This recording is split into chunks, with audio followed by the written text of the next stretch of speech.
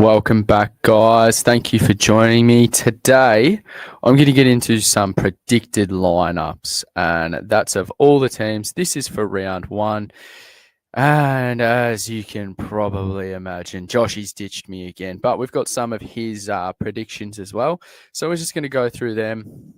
And obviously, fairly simple. This is for round one only. There are some players missing. They may be injured currently. And this will no doubt change. So we're going to start things off with the Adelaide Strikers.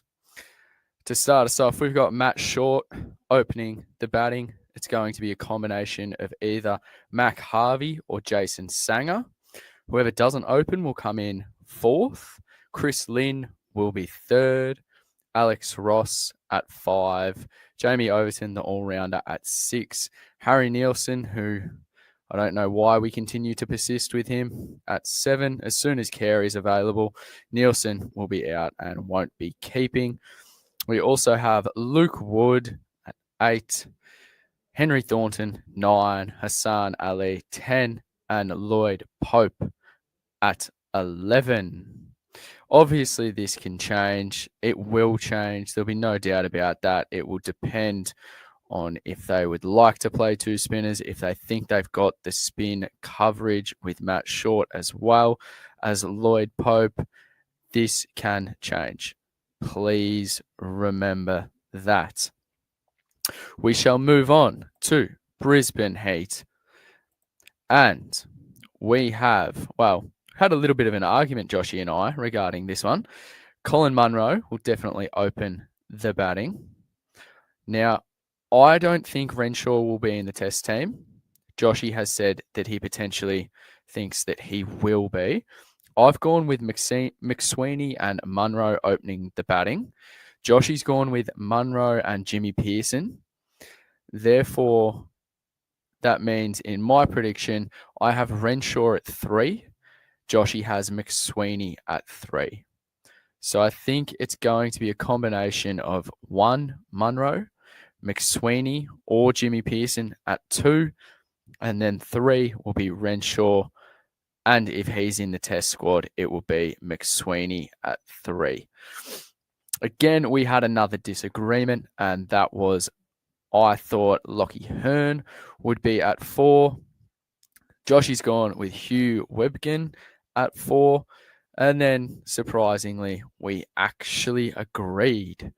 We have Brian at 5, Tommy Allsop, who should keep if Peirson isn't in the squad, at 6, Bartlett 7, Wildermuth 8, Michael Neeson 9, Shaheen Shah Afridi at 10, and Matty Kuhneman will round it out. That is the 11. Keep in mind that Callum Vidler and Spencer Johnson are actually injured at the time that we record this. They are hopeful to play the start of BBL 15, but I don't think they'll be ready in time. Moving on, we have, this was a pretty easy lineup, the Hobart Hurricanes. Now, as you can see, it's going to be Mac Owen at number 1. Mitch. Oh, terrible by me. We both agree that Jake Weatherald is probably going to accompany him at the top of the innings. We have Wade at number 3, McDermott 4, David 5, Chowdhury at 6, Rian Ahmed at 7, Jordan at 8, Hussain at 9, Nathan Ellis at 10, and Riley Meredith at 11. You can also see that we have Stanlake in there as well, and Jackson Bird, who's moved down to the Hurricanes. This again, potentially, if it's a spinning wicket, they may want Ahmed in there. He can also bat as well, has been batting at 3 for his county team in their competition over in England. But in saying this, I think it's fair to say that Hussain is the more established spinner. So if they're going in with just one sole predominant spinner, it will be Hussain. And they may not need Ahmed. If they want to play 2, then Ahmed simply plays Stanlake. Hopefully doesn't get injured, but it could be a combination of Meredith, Bird, Stanley could even play, as I said, if they don't want the extra spinning option, but we're fairly confident after Chowdhury it would be Ahmed, Jordan, Hussain, Ellis, and Meredith. And you can basically lock in Jordan and Ellis for every game, unless there's a resting coming up.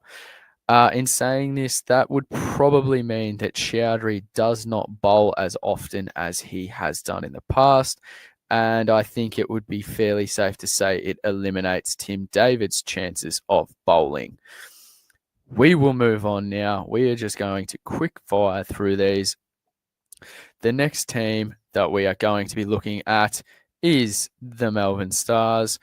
The Melbourne Stars lineup, we thought, would be something like this.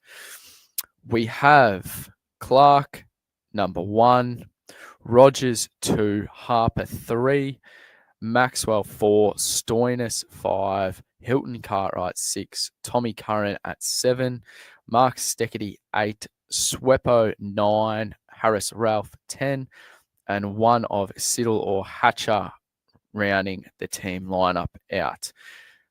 We think it's going to be Siddle at 11. I mean, he is getting older. I don't think he's going to play every single game, but this is how we're thinking they line up. In saying this, though, Harper could easily drop out and they bring in a Campbell Kellaway.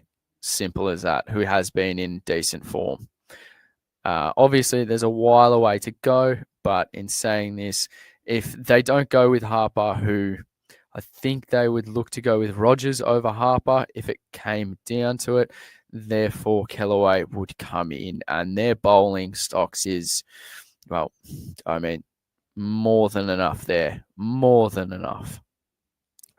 We will move on to the next Melbourne team, and that is the Melbourne Renegades. We think they're going to line up a little bit like this. It's either going to be Brown or Jewell at the top of the order. We think it's most likely going to be Brown.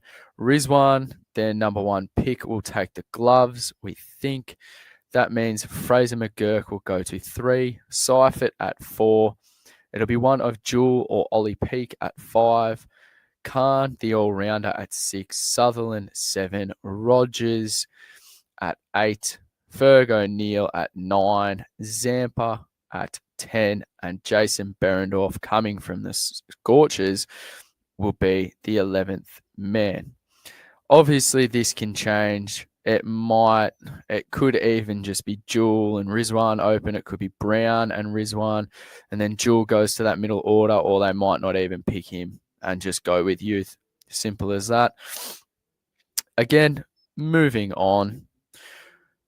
We are going on to the Scorchers lineup, and they've had a fairly big turnover. Finn Allen at the top. Marsh, we're going to assume he's not in the Ashes at all. We've got Hardy at 3, even though he has been batting lower than Connolly in the one-day setup for Western Australia. Connolly at 4, Turner 5, Laurie Evans 6, Nick Hobson 7, Agar at 8, Richardson at 9, Kelly at 10, and Marley Beardman at 11. Joel Paris has been injured, so we're not entirely certain that he'll be there starting us off for BBL 15. And they have just signed Brodie Crouch as well. So that increases their fast bowling stocks. It's a very, very different team to what we've been accustomed to in the past. Obviously, Lance Morris is out for the entirety of BBL Supercoach. Richardson is coming back from a shoulder injury, so I doubt he plays every single game, and unfortunately is made a bit like paper.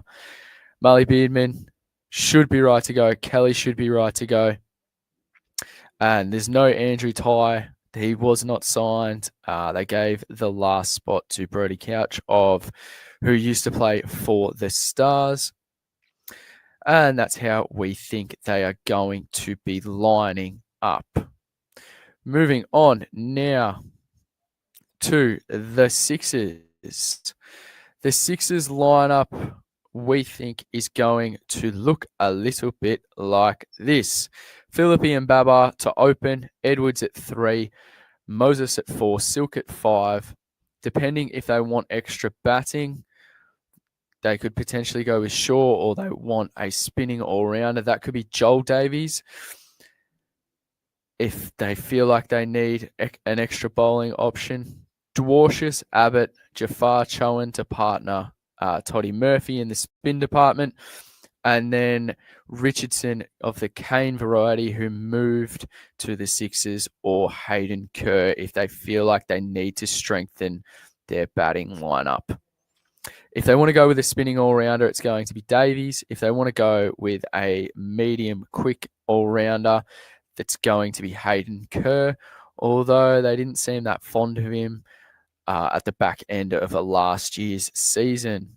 So it could be a variety here. I think the top order is fairly set. Shaw has been in some very good form as well, so that might hold him in good stead to get the nod over Joel Davies. In saying this, we're up to our last predicted 11, and that is of the Sydney Thunder. And I think this one is relatively easy to predict. You have Warner and Constas at the top of the innings, Bancroft, Billings, Ollie Davies, Shadab Khan, Green, Sams, either Nathan McAndrews or Tom Andrews, Ashwin, and then there's either Wes Agar or Tanveer Sangha. Tanveer Sangha hasn't been in the best of form. Obviously, there's still a month and a half to go until round 1 is upon us. But, I mean, I don't think they'll actually go in with 4 spinners. They could, and Shadab probably doesn't bowl as much because we all know that Green is definitely going to bowl his 4 overs. Ashwin's going to bowl his 4 overs. And then from then on, it could be a combination of, if Sangha plays, he could bowl 2. Khan might bowl 2. I don't think they'll go in with 4 spinners, though. So I think that Agar will play. And to be honest, their fast bowling stocks doesn't look fantastic at all. A lot will rely on that top 5 and potentially Shadab Khan in that middle order, and makes Sams, I guess, a little less appealing, knowing he's going to be batting so low. Hopefully he's not actually opening the bowling because he did some of his better work in the middle overs and at the death. Hopefully that's a McAndrew and Wes Agar opening combination / Andrews. When they bowl. Again, that doesn't really put much fear into the opposition. So, guys, that is what Joshy and I thought about the round 1 predicted lineups. Obviously, there's going to be changes. Hopefully, no injuries occur. But I think it's fair to say that we have, narrowed them down to 12 or 13 players, and hopefully this helps you, especially when you're trying to get your team sorted. I know a lot can happen from now until then, but we wanted to get some content out regarding the team 11s and who we thought might be actually in the starting 11s. So as always, guys, this will go straight out onto Spotify as well for those on the audio. If you haven't given us a follow over there, make sure you do. If you're not subbed to both channels, you know what to do. It's like, comment, subscribe. Simple as that. Let me know your thoughts. If you disagree, let me know why. Really like to have conversations regarding BBL Supercoach that are actually informative, that you can learn something from, not just, he won't play. Like, you're allowed to disagree. Let me know why. What's your reasoning behind it? As always, guys, like, comment, subscribe. Make sure you go over to Spotify. I'll leave the link in the description, everything like that, and enjoy your day.